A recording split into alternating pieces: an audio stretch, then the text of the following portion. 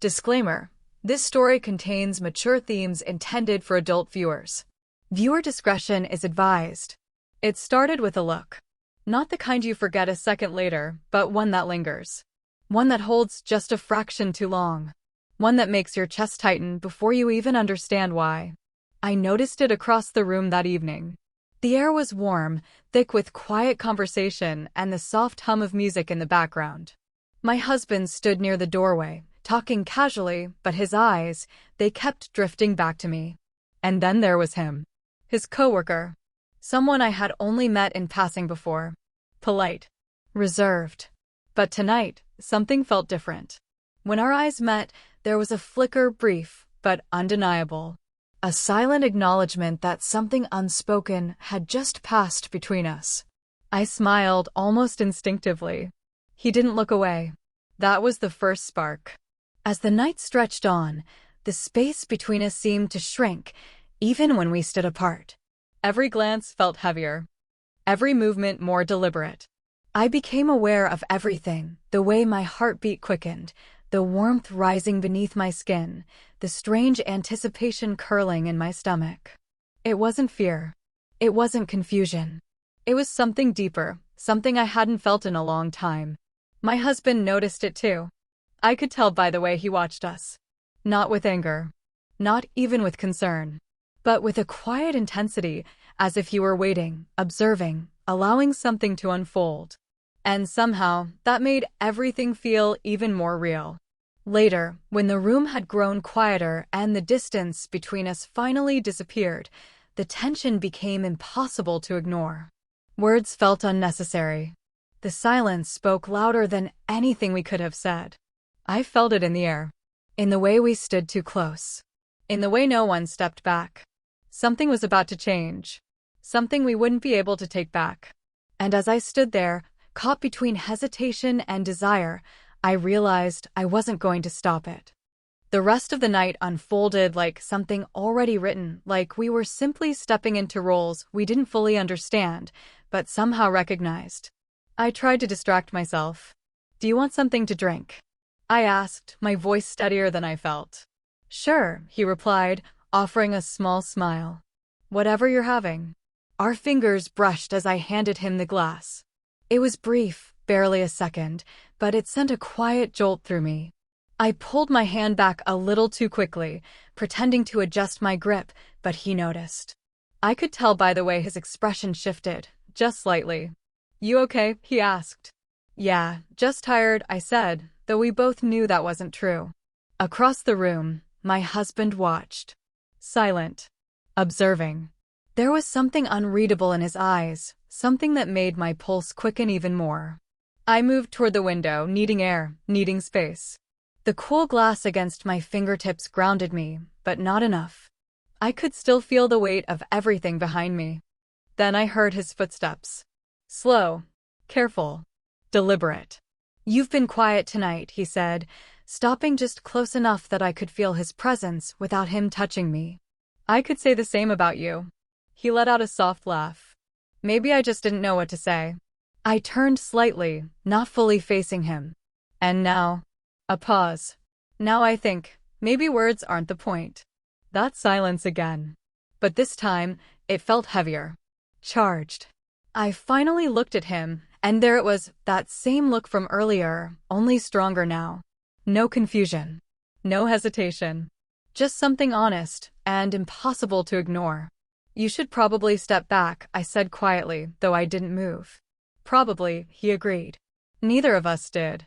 In the background, I could feel my husband's presence without even looking. It was strange how this moment didn't feel hidden, but somehow allowed. That realization only made everything more intense. "You ever feel like something's already decided," he said softly, "and you're just catching up to it?" I swallowed. "Right now." He nodded. "Yeah," I admitted. Another step closer. Not enough to cross a line, but enough to blur it. My heart was racing now, loud enough I was sure he could hear it. For a moment, neither of us spoke. Then his hand moved, just slightly, hovering near mine before finally, gently, resting against it. Not gripping. Not pulling. Just there. warm, certain. And somehow, that small touch felt louder than anything that had happened all night. The space between us felt thinner now, like it could disappear with a single breath. I should have stepped away. That thought kept repeating in my mind, steady and insistent. But my body didn't listen. My hand was still resting against his, neither of us pulling back, neither of us acknowledging how deliberate it had become. Across the room, my husband shifted slightly. The sound was small, but it snapped something inside me. Reality rushed back in, sharp and undeniable. "This isn't right," I whispered, though my voice lacked conviction. He didn't move his hand.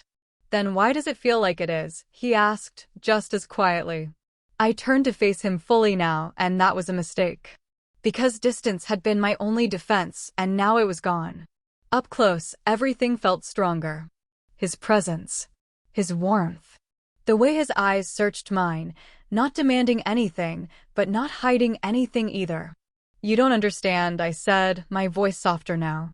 "It's not just about what we want." "I think I do," he replied. "That's why I haven't moved." A pause stretched between us, heavy with everything we weren't saying. I glanced past him, toward my husband. He was still there. Still watching. Still silent. And somehow, that silence made everything louder. "I shouldn't be feeling this," I admitted, more to myself than to him. "But you are." "Yes." The honesty of it lingered. I pulled my hand back then, finally breaking the contact, but the absence only made me more aware of it. Like something essential had been taken away too soon. "We need space," I said, though I didn't step back. He nodded slowly, but his voice dropped even lower. "Then take it." Neither of us moved. A faint, almost nervous laugh escaped me. "You're not making this easy." "I don't think it was ever supposed to be." Another silence. But this one felt different, closer to a breaking point. My heart was racing again, louder than before. I could feel it in my chest, in my throat, in the way my breath came just a little too fast. He lifted his hand slightly, hesitating, giving me time to stop him. I didn't. His fingers brushed lightly against my arm this time, slower, more intentional. A simple touch, but it carried weight. Meaning. A question without words. I closed my eyes for just a second. Loyalty pulled one way. Desire pulled the other. And I was standing exactly in between. When I opened them again, he was closer. Too close. Close enough that one small movement, just a fraction of an inch, would erase the last boundary between us. My breath caught. His did too. And for a moment, the entire world seemed to hold still. Right on the edge of something we couldn't undo. The room felt different now. Quieter. Closer. At some point, without either of us noticing, the distance between us and everything else had disappeared. The soft hum of conversation from earlier was gone. The world had narrowed down to just this moment, just the two of us standing in the same fragile space. Alone. I let out a slow breath, but it didn't steady me the way I hoped. "You ever notice," I said, my voice barely above a whisper, "how silence can feel louder than anything else?" He gave a small, nervous smile. "Yeah, especially right now." A soft laugh slipped out of me, unexpected but real. It broke the tension for half a second, just enough to remind me that this wasn't a dream. But the quiet returned just as quickly. And this time, it pressed in closer. He shifted slightly, and I became aware of everything again, the warmth of his presence, the rhythm of his breathing, the way his eyes kept finding mine like they had nowhere else to go. "You're thinking about leaving," he said gently. "I should," I replied. "But you're not." No, I wasn't. My hands felt restless, unsure of where to go, so I folded them lightly in front of me. He noticed. Of course he did. "You don't have to be nervous," he said, though his own voice carried the same edge. "I'm not nervous," I said quickly, then paused. "Okay, maybe a little." He chuckled softly, stepping just a fraction closer. "Good. That makes two of us." The space between us tightened again. I could hear my heartbeat now, steady but heavy, like it was echoing in the quiet. "Funny," I murmured, glancing down briefly before meeting his eyes again. How something can feel so complicated and so simple at the same time. He nodded, slower this time. It's only complicated because we keep thinking about it. And if we stop, his gaze held mine. Then we'll know. Another pause. Longer. Deeper. The kind that makes time feel like it's stretching, bending around a single moment. His hand lifted again, more certain this time, but still careful. Still giving me space to pull away. I didn't. His fingers brushed mine, then lingered, slowly intertwining, not forceful, not rushed. Just enough to send that same quiet electricity through me, stronger now. My breath caught. So this is real, I whispered. Yeah, he said softly. It is. We stood there, hands connected, neither of us daring to look away now. He leaned in slightly, not enough to cross the line, but enough to make it impossible to ignore. My heart raced faster. Everything in me felt suspended, caught between hesitation and something I could no longer deny. Just a little closer. Just a little more. And then I froze. Because I knew the moment stretched fragile, trembling like it could shatter with the slightest interruption. And then it did. A sound from behind. Not loud. Not sudden. But enough. We both turned. My husband was no longer by the doorway. He was closer now. I hadn't even heard him walk in. For a second, no one spoke. No one moved. The air shifted, what had been quiet tension now sharpened into something else entirely. Something exposed. I was wondering how long it would take, he said calmly. My heart dropped. What do you mean? His eyes moved between us, not angry, not shocked. Just certain. I've seen this before, he continued. The looks. The pauses. The way you both pretend not to notice. A silence followed, heavier than anything before. You knew. I whispered. I didn't just know, he said. I was waiting. That made my breath catch. Waiting for what? The other man asked, his voice low, cautious. For the moment you stopped pretending, my husband replied. The words didn't feel like an accusation. They felt like a door opening. I looked at him, searching for something, anger, disappointment, anything familiar. But what I found instead only made my chest tighten more. You're not upset? I asked. He shook his head slowly. No. Then what is this? Another pause. This, he said, stepping just a little closer, is the truth. The room felt smaller now. Warmer. Every emotion, confusion, tension, desire, colliding all at once. You think I don't see how you've been drifting, he said softly, looking at me now. How something's been missing. I swallowed. I didn't answer. Maybe I didn't know what it was at first, he continued. But tonight, it became clear. And you're just okay with it? I asked. He didn't respond immediately. Instead, he looked at both of us, really looked, like he was measuring something deeper than the moment itself. I think, he said finally, some truths don't disappear just because we ignore them. The weight of that settled over me. Because deep down, I knew he was right. I felt it earlier. The pull. The connection. The thing I tried to name, then tried to deny. And now, there was no space left to hide from it.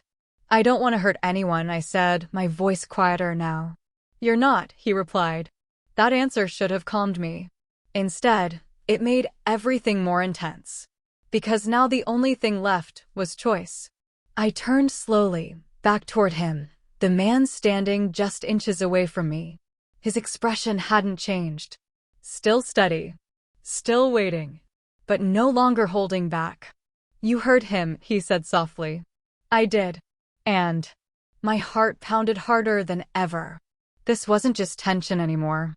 This was the edge of something real. Something irreversible. I took a small step forward. Then another. Close enough now that hesitation felt meaningless. I don't think I can pretend anymore, I admitted. His breath caught slightly. Neither can I. Behind me, I could feel my husband's presence, still there, still watching, but no longer a barrier. Just part of the truth. My hand found his again, stronger this time. Certain. And as the distance between us finally disappeared, I realized we weren't stopping anymore. The next second would change everything. The moment didn't rush. It unfolded. Slowly, naturally, like everything that had been building all night had finally found its way to the surface. His hand tightened around mine, not forceful, but certain.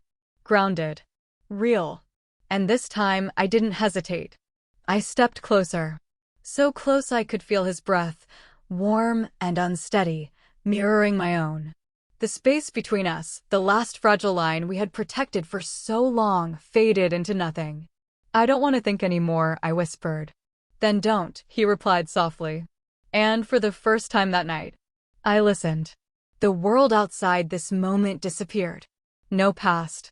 No consequences. Just the quiet intensity of two people who had tried and failed to ignore something undeniable. His hand moved gently, brushing along my arm, slower now, as if memorizing the moment rather than rushing through it. Every touch carried meaning. Every second felt heavier, fuller. I let out a breath I didn't realize I had been holding. "This changes everything," I said, though I didn't step back. "I know. That should have stopped us." But it didn't. Because the truth was, everything had already changed long before this moment. And we both knew it. I looked into his eyes, searching for doubt, for hesitation, for something that might anchor me back to safety. But there was none. Only the same pull I felt inside myself. So I let go of the last piece of resistance. Not recklessly. Not blindly. But honestly. And as I leaned closer, closing the distance we had danced around all night, the tension finally broke. Not in chaos, but in something softer. Something deeper. Something real. For a moment, everything felt still again, but this time, it wasn't hesitation. It was release. A quiet understanding that whatever this was, it wasn't just about the moment anymore. And that's when the twist came. "I can't be just a moment," he said quietly, his voice different now, less uncertain, more serious. I froze slightly, pulling back just enough to see his face. "What do you mean?" His expression shifted, not regret, but something heavier. "I thought this was just something that happened," he said. "But it's not. Not for me." My heart skipped. Behind me, I could still feel my husband's presence, silent, but no longer distant. And suddenly, the weight of everything returned. Not to stop us, but to demand something more. A choice. Not between right and wrong, but between what was easy and what was true. I swallowed, my voice barely steady. "You're asking for more." "I am." The room felt different again. Not tense. Not uncertain. But full. Full of everything we had been avoiding. I looked at him. Then slowly over my shoulder. And in that moment, I realized this wasn't the end of something. It was the beginning of something far more complicated. And far more real. The silence afterward wasn't empty. It was full. Full of everything that had just happened, and everything that could never go back to the way it was before. I stood there for a moment, still close to him, my hand resting lightly in his as if letting go too quickly might erase something important. My breath had slowed, but my heart hadn't quite caught up yet. Neither had my thoughts. "Say something," I whispered, almost smiling, though my voice carried a trace of vulnerability. He exhaled softly, shaking his head just a little. "I don't think words are enough right now." I understood that. Because I felt it too, that strange, overwhelming mix of calm and intensity. Like the storm had passed, but the air was still charged. I stepped back slightly, just enough to see him clearly again. And somehow, he looked different.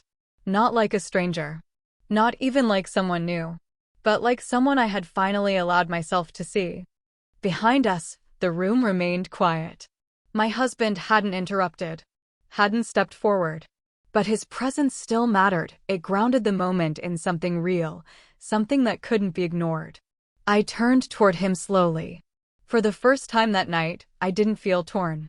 I felt clear. "This changes us," I said gently. He nodded, not looking away. "It does." There was no anger in his eyes. No regret. Only a quiet understanding that felt deeper than anything we had shared before. And somehow, that made everything feel more honest. I don't know what happens next, I admitted. You don't have to, he replied. Not tonight. That was enough. Because tonight wasn't about answers. It was about truth. I looked back at the man still standing close to me, his expression softer now, but no less certain. What happens next, I said, meeting his gaze. We figure it out together. A small smile formed on his lips. Together. The word lingered. Not rushed. Not forced. Just real. And for the first time, it didn't feel like a risk. It felt like a beginning. I reached for his hand again, this time without hesitation. Not driven by tension or uncertainty, but by choice. By something steady. Lasting. Behind us, the night remained quiet, almost still, as if it too understood that something had shifted in a way that couldn't be undone. And maybe that was the beauty of it. Not the intensity. Not the conflict. But what remained after. Connection. Clarity. And the quiet promise of something more.